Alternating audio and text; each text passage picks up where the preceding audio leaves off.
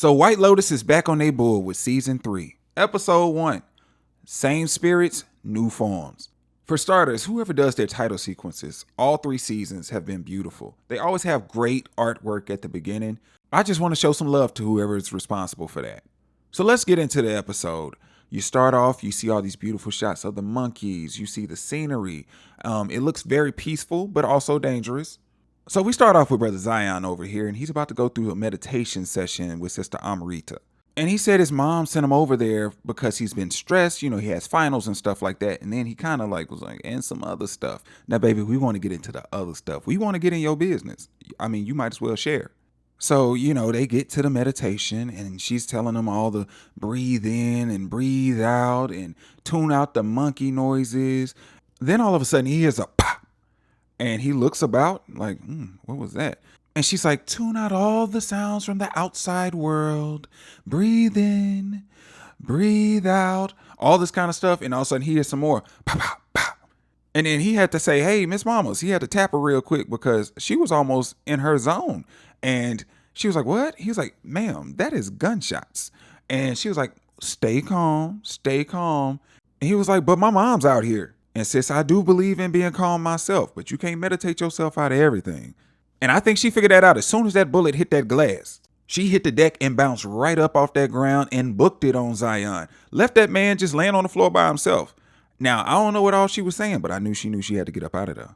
So Zion hopped in that murky looking water that I didn't trust and started trying to figure out how to get to where his mom is. And he's moving between land and water. So in this journey, this short journey, he is encountering people running and you hear people kind of frantic. And then you see people hiding, talking about stay down. But, he's still trying to make a move so he can get to his mom.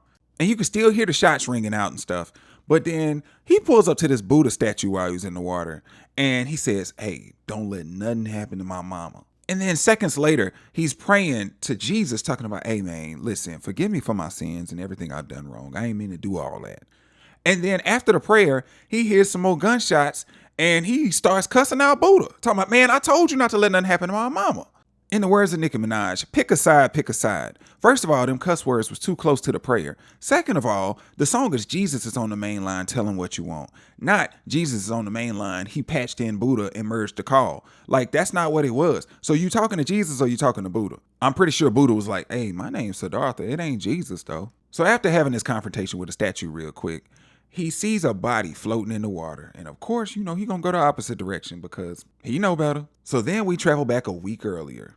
And I love how they make sure you know for real you in Thailand. For starters, they got the language on the screen. And then they have a song, Made in Thailand. So we only minutes into the show and I'm locked in. So in true White Lotus fashion, we start off with a body and we have people showing up on their boat. And the guest on this boat, we start off with Belinda. She was on season 1 in Maui. And then we have these other folks that we don't know quite yet. So we got the family with the 3 children and the parents. You got Uncle Baby Billy and his girlfriend or whatever she is. And then you got the homegirls that went on a girls trip. Like, yes, girl, we're out on a boat. Now, it was supposed to be just a normal boat ride to the island. But Uncle Baby Billy decided he wanted to smoke a cigarette in the midst of people he does not know. So the father was like, hey, man, we really don't want to smell that. Could you take that elsewhere? And, the music is over the sound, but you can hear a little bit of what he's trying to say. And then all of a sudden, the oldest son comes over there and is like, hey, fam, don't smoke on the boat. And I agree. Like, chill out, man. You in public. Why don't you smoke them little Megatron cigarettes that people smoke now? And they almost get into a little scuffle, but Uncle Baby Billy's girlfriend pulls him back. And the son tapped him on the titty and said, go on somewhere. The younger siblings, as well as the women, were both amused. So now we're on the island and this sister's bike done broke down and the man comes to pick her up. And you could tell he likes her because the way he talks to her is pretty fun and flirty and he's just giving her a hard time. Her bike broke down and she was like, first of all, I'm late. Second of all, you can't fix this bike. And he was like, oh, so now you want to ride? And I ain't gonna hold you. They do look good together. So the welcome committee is on the shore. They're waving at the guests that are coming off the boat. And then they get to the island. It's Rick and Chelsea up first. They are paired with Mook. And Chelsea is just like, Mook, you so fine, girl.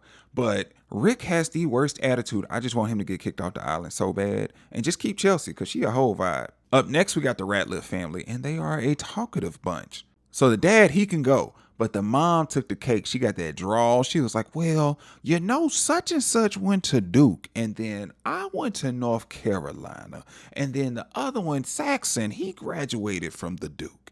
And our youngest, Lachlan, got into North Carolina and the Duke. And the dad tried to steer the conversation back to while the daughter was over there trying to talk to some monk or whatever. And old girl said, yo, the sign is real simple, B. It says wrap it up. Wrap that shit up, B. And she said, Pam, go on and take them to their room real quick. To be honest, Shatala wanted to get them out the way because she was there for her girl. She was definitely looking behind the rat list while they were talking. So she met the women, and one of them happens to be famous, and she wanted to let her know that she and her husband both watched the show. So these three friends decided to go on a trip together. They don't get to see each other often because they live in different cities. So these friends that's been down since the playground decided to have a fun adventure. And apparently everybody in LA knows about this place in Thailand. And all of a sudden a guy pops in the screen named Valentine. And Shatala was like, he's going to be your spiritual guide. He's Russian, allegedly. And she said people choose him all the time because... pause for dramatic effect. He's handsome. And I was like, girl, not you picking the obvious answer that I thought it was going to be. People be lusting when they get on them islands. And so I'm going to leave his pick up, so you can examine if what she said about him being handsome was true. And, you can pause it if you like, but I'm going to keep going. So now we got Belinda meeting up with Poolside. And, they've been chatting it up for a while. They exchanged AOLs back in the day. And, they are excited to meet each other for the first time. And he's going to show her around at this White Lotus in Thailand. And she said, I hope to bring that magic back to Maui. So we're over at the villas. And let me tell you, these people got money because this place is gorgeous. And so Pam is trying to discuss what's going on for the Ratliff family. And you start out with Saxon, the oldest son. He's walking out. He's like, oh, yeah, this is nice right here. And he sounds exactly like I thought he would sound. I mean, I could barely hear him on the boat, but I hear him loud and clear now. And I mean, the croakies to like the stance and the posture that he had when he was on the boat, I said, oh, yeah, I can tell exactly what his voice sounded like. And he was exactly that. He kind of gave me the energy of a guy that would say, I really thought I was supposed to be in a pineapple suite. He was like, Dad, you did your big one on this one. I know I gave you a little crap about it, but this place is on point. And that's about all I'm going to give him. But he was just like talking and he was like, well, I love to work. And the sister scoffed at that. And he was like, what? And then the mom was like, Saxon works for his father. They love it. And, Pam was being shady. Pam was like, good for you. Good for you. I was like, I don't trust you with that, Pam. Pam was like, oh my gosh, I'm so tired of them already. And then Saxon starts making this like chicken kind of sound and goes and starts to play on with his sister.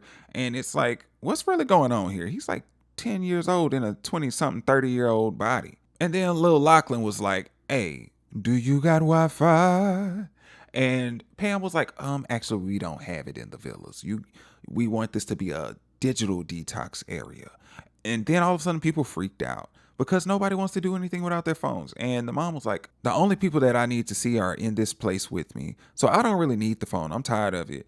And then her husband was like, well, it's not realistic. And Pam was like, well, you don't have to do it. It is optional. And he said, well, we will be keeping our phones. And Pam was like, that's cool. We just ask that you don't use your mobile device in the common area so you don't disturb the other guests. And Pam was like, hey, you don't even have to worry about those phones because you're going to have a good time here. We're gonna do a biometric test tomorrow and all this other kind of stuff.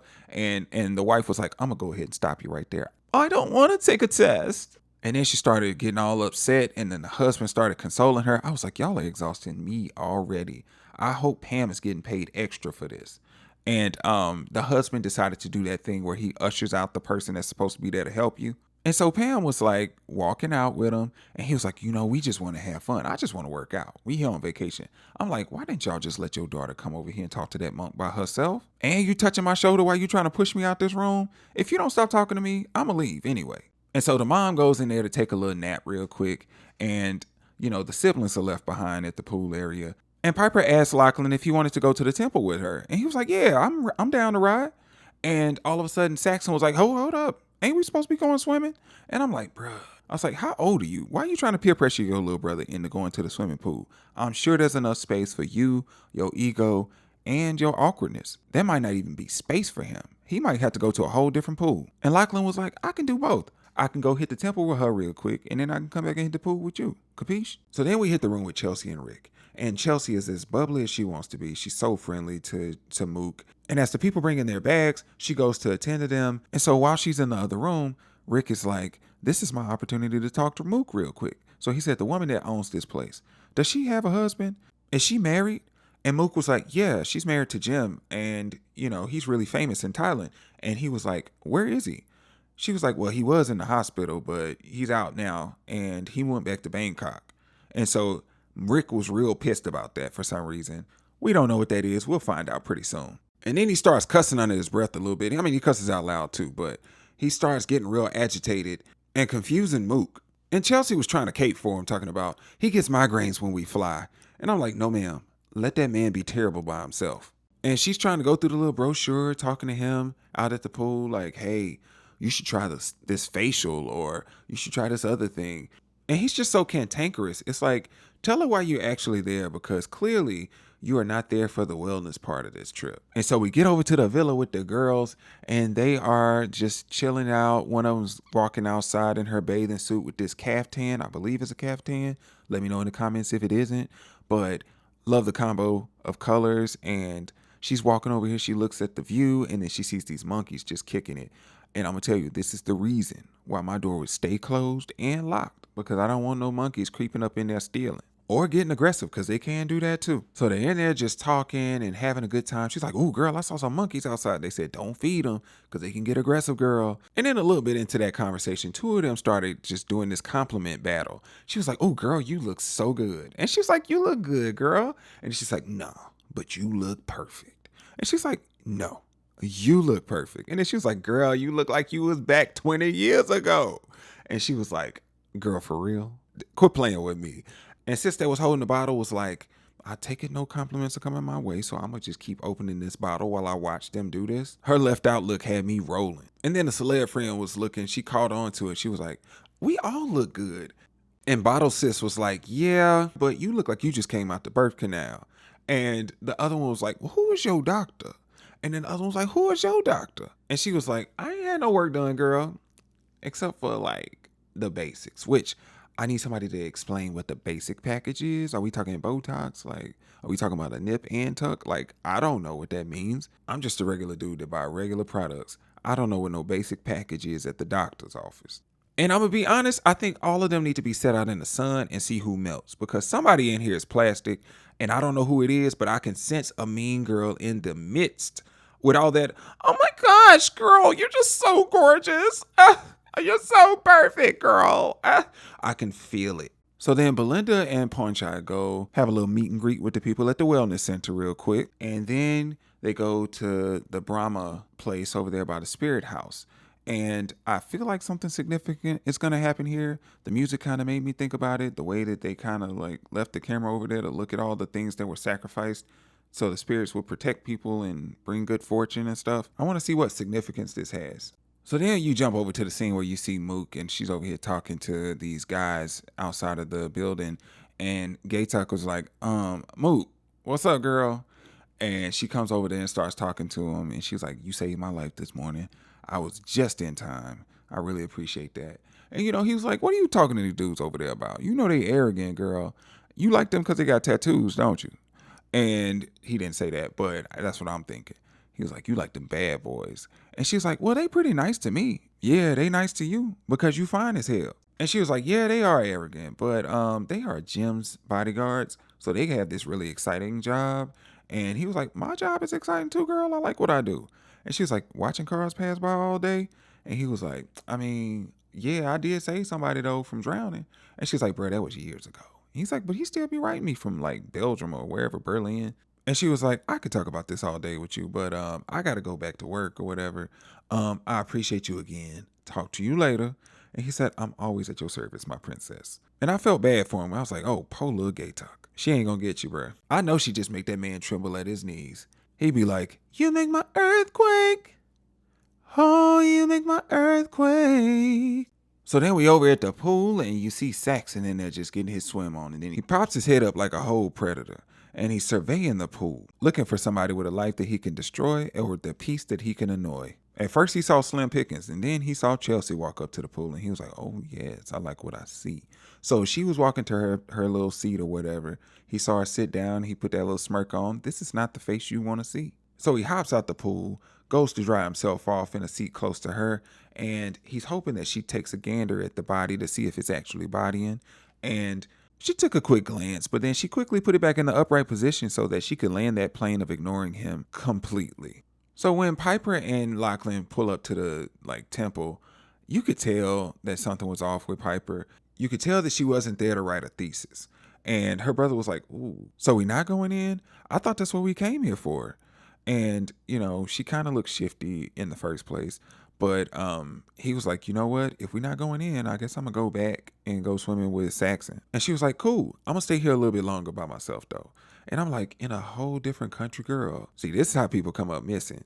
You at least had a buddy system. Now, back at the Ratliff Villa, the mom and the dad are in there, and the mom keeps dozing off, but she did kind of complain. She was like, "Why can't our daughter write about her own religion as her thesis? And I hate to break it to you, mama, but your daughter might not be exactly what you think she is." So the dad went into the other room, and his phone just happened to go off, and he saw that he had a voicemail from somebody that's a reporter from the Wall Street Journal. He's trying to run a story. He's like, "I'm on a deadline. I need you to give me a call back." So Locke finally links up with his brother Saxon over at the pool, and Saxon is like, "Oh my gosh, bro, when I take a long flight, I just get absolutely horny." So I have some questions. I'm like, why are we grabbing ourselves in front of our little brother? And why are we even sharing this information with him? I mean, we just in the first episode. I'm assuming that the Ratliffs are just oversharers in general. Have a convo with one of them, you definitely gonna leave with info you didn't ask for. And then Saxon decides that he wants to talk to all these women at the pool. The three friends, possible frenemies, they come downstairs and they getting ready to kiki over here at the pool in the sun.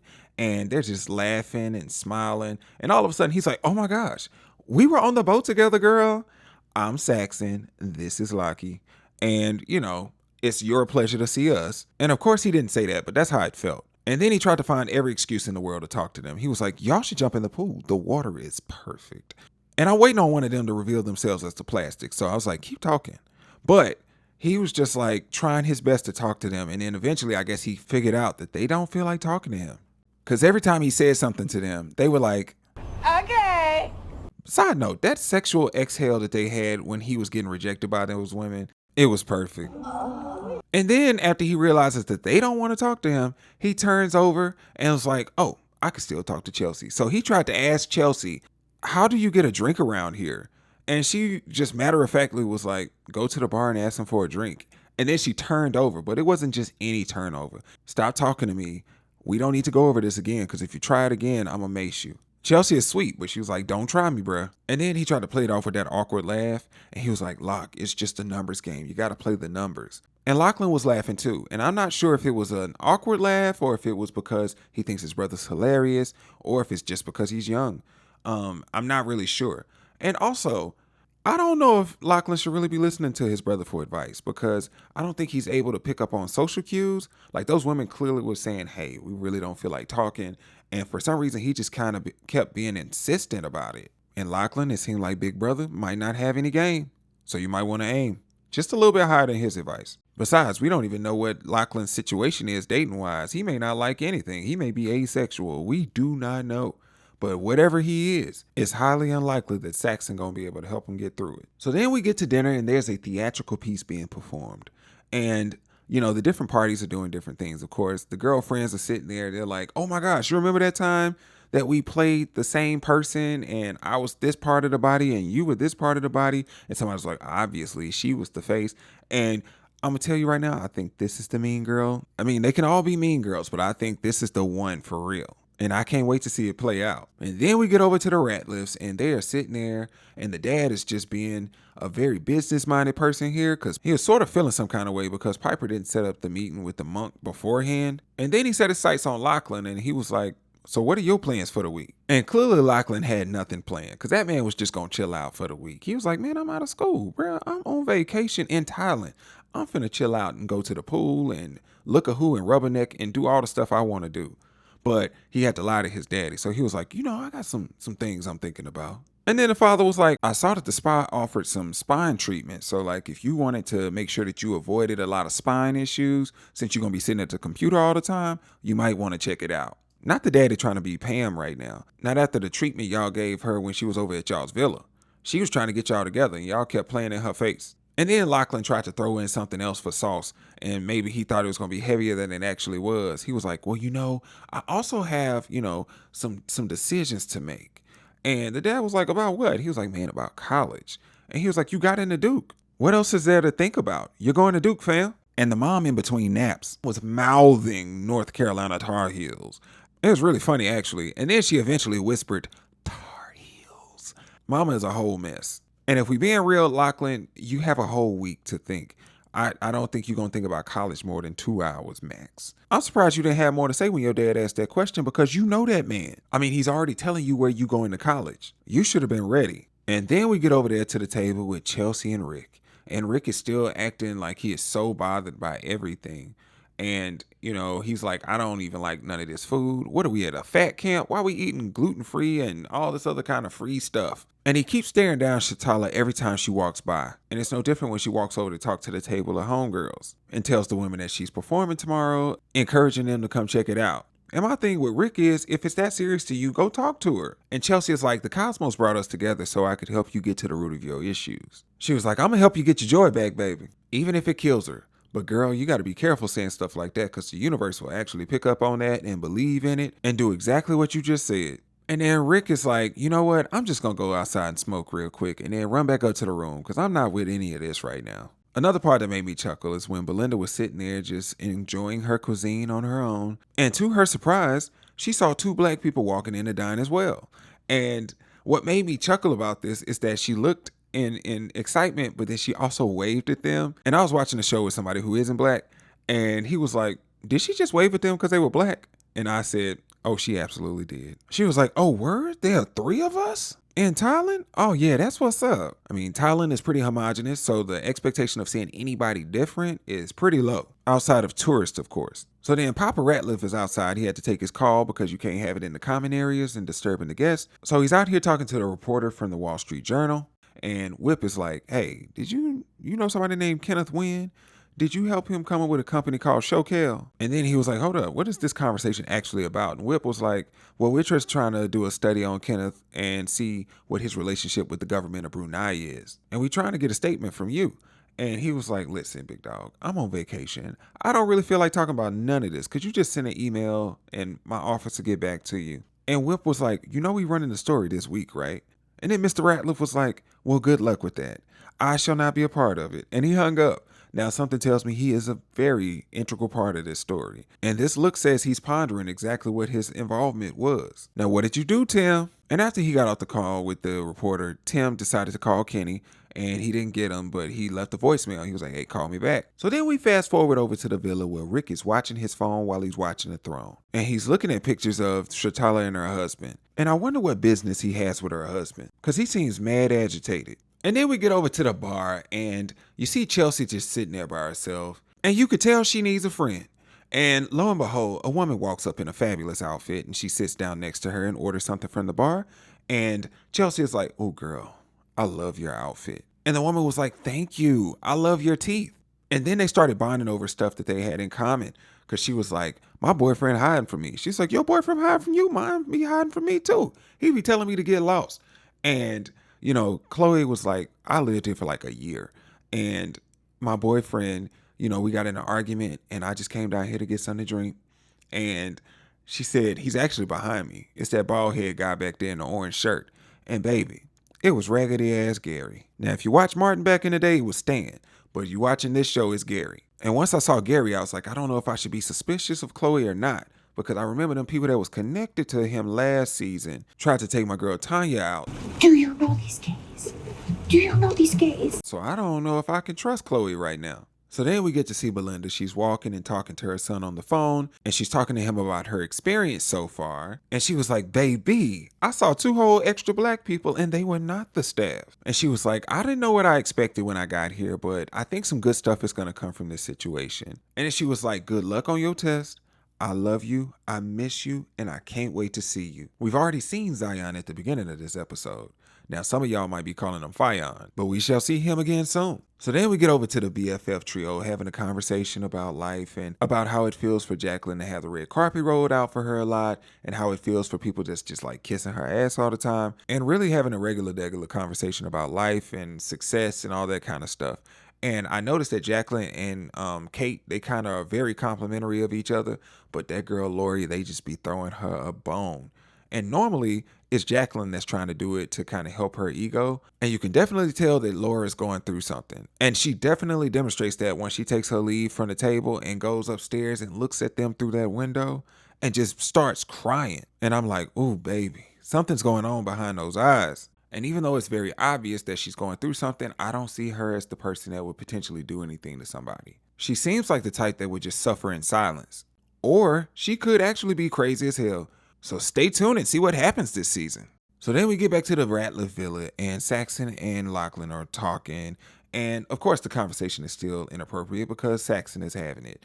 And he's talking to Lachlan and saying, well, we shouldn't entertain our sister's BS. He was like, she clearly has issues.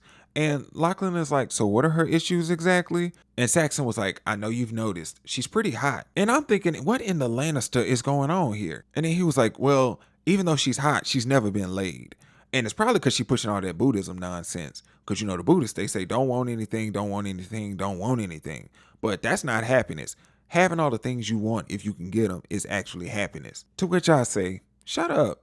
Like, happiness comes in different forms. That's your version of happiness. Let that woman find her own happiness. And then Poe Lachlan still asking his brother for advice. He was like, so what do I actually want? And Saxon told him all the things that he would want, but it's not necessarily what Lachlan would like. See, a wiser person would have said, you'll figure that out when the time comes. But Saxon doesn't have that kind of wisdom. But Lachlan is kind of giving breadcrumbs of what he might actually want, but we got to keep watching to find that out. And I think we found out some of that information pretty quickly because Saxon kept that inappropriate conversation going where he was like, what kind of adult content do you like? And Lachlan is like, what? Now that's how I'm like, okay, we know he probably hiding something with that. That browser history will tell all. And then Saxon is so used to talking so much that he didn't even catch on to the fact that what was actually the browser history that you didn't want to hear. And he was like, the bigger question is, how am I going to have some releases while you in this room with me all week? Now, had you let him stay in the room with Piper, this wouldn't have been a problem. See, you could have whipped that willy out and wanked all willy-nilly if you wanted to if you were in the room alone. You practically begged for him to be in the room with you. And he was like, you know what? I'll just take it to the bathroom. And when he got up to walk to the bathroom, he was already in the nude. And this is where little Lachlan told us what he liked. Because big homie, why you staring at your big brother like this? That browser history just got unlocked. And Saxon just went ahead and closed the door because he noticed he was looking at him. I put money on it that he already done told Piper. And Saxon is either oblivious or in denial. Because it seems like they're a Christian family, and I feel like Saxon would actually be that person that told the line whatever the dad and mom said he would do, especially their dad. So they end the episode with a scene with the mom and the dad in the bed, and they're talking, and the dad is like, you know that guy from the boat with the cigarette? He's talking about Rick. He said, he's such an asshole. And he said he was even an asshole when I saw him earlier outside the dinner. And I was thinking, why did he lie like that? Because Rick actually was trying to speak to him in a kind way, and Tim was actually the jerk that time. And I don't even know why he would lie to his wife about something like that. But then they started stroking each other's egos. Because you got to think about it. The wife was like, well, he's just jealous. You have a beautiful wife. And she didn't see him originally say, yes, I do. But she encouraged him to say it out loud. And then she was like, you know, you have a beautiful family. You have kids that adore you. You have a great career. And what does he have? He ain't got no money. His hair's uneven. He looked dusty. Said the man had cirrhosis and lung cancer. She was laying it on thick. She was like, and another thing. He got some bimbo off the internet. Not you coming for Chelsea, girl. She ain't done nothing to you. You talking mess right now, but she might end up being your savior, so you better chill out. And then she ended that convo with, the reason why we are in this position is all because of you, Tim. I was like, girl, you stroked that man's ego all the way. He stroked yours a little bit with the I got a beautiful wife thing, but you gave him a whole bunch of trophies. Enough to make him lend you some sugar because he is your neighbor. And that's pretty much it. I think for the first episode is really good. I'm excited to see what comes. The previews for the upcoming episodes of the season got me really excited about watching. And I can't wait to see how all of this unfolds. What did y'all think of the episode? Did you like it? Did I miss anything? Let me know down in the comments. And feel free to hit that like if you enjoyed the video, subscribe and hit that notification bell so when I drop new content, you'll know about it. Until next time, take care.